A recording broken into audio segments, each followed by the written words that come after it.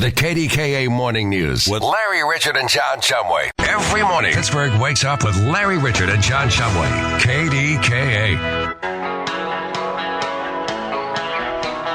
You're listening to the voice of Pittsburgh, and today, the voice of Oakmont. This is KDKA. I'm Larry Richard. And I'm John Shumway, and we are live at the Oakmont Bakery this morning. So we kind of wanted to be all about the implosion today. Right.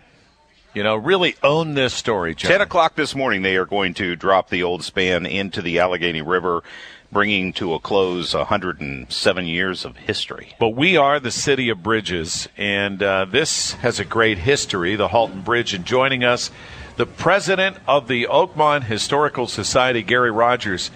Gary, thanks for coming in so early. Well, good morning and welcome to Oakmont. And your beautiful wife, Karen, of 35 years, want to give her some props. She's right there. She's taking some photos, dramatic photos of you, because this is a historic day. It is. After 107 years.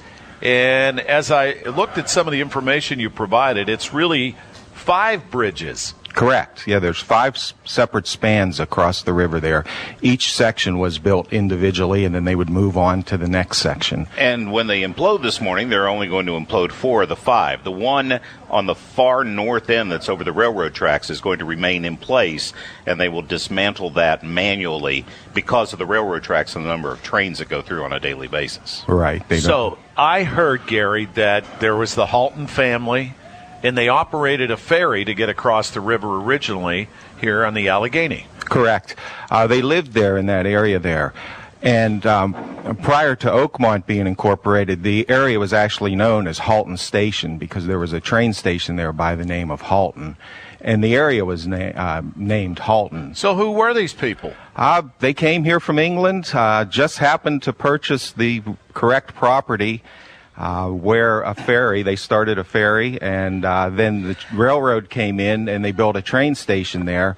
So it really became the early hub of Oakmont. So when they built the bridge, did they put the Hulton family out of the ferry business? Yeah. Did they let them charge toll on the bridge? No. But Mr. Hulton made a lot of money because all that property he owned became the thoroughfare into Oakmont, and he was able to sell off that property and became a very wealthy man. So what was his first name, do you know? Jonathan. That's right, Jonathan Hulton Bridge. Yeah. Hello. That's all right. Well, and here's another thing. At one point, didn't the legislature try to change the name of the bridge? Oh, they did. There was a representative out in Plum Borough by the name of Joe Bonetto.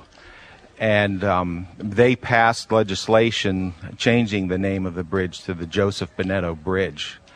And people in Oakmont, Verona, and Harmerville were outraged by it. Oh, yeah. And how they found out, one morning they got up and there were signs on each end of the bridge that said Joseph Bonetto Bridge. Oh, wait, he named it for himself? No, the legislature named it for him. I think he had passed away. Oh, okay. So in honor of him and his family. How long did that last? Well, the signs lasted all of about one day. They were gone by the following morning.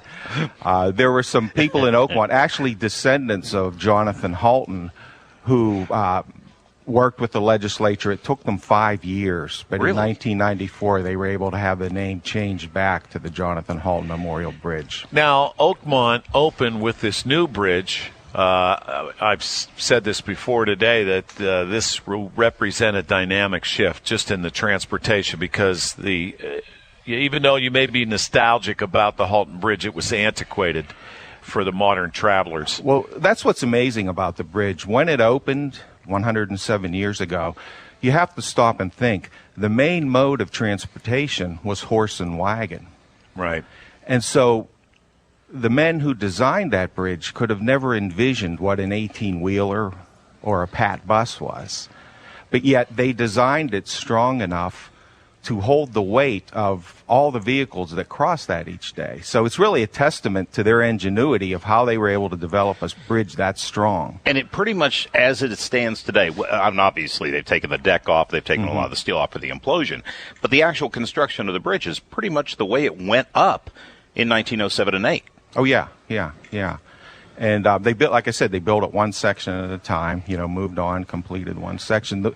The original deck was actually made of wood. They got blocks of wood, and they put them in with the rough cut up. And that way, when the horses went across, they were able to get traction and pull the wagons across. I did not know that. Yeah. That's why you're here, Gary. Gary Rogers is the president of the Oakmont Historical Society. We've got the U.S. Open. Oakmont is known around the world for that. But today, they're going to be known because this video is going to go viral because people love a good implosion. Correct. You can go to OakmontHistoricalSociety.org. A lot of great background on the region and not just the bridge, right? Yeah, we have a little history center here on the main street of Oakmont. We have a lot of memorabilia from the town and the area here, and a lot of good information. Yeah, it's a cool little town. Well, thanks for coming in. We appreciate it, Gary. Thank you for having me.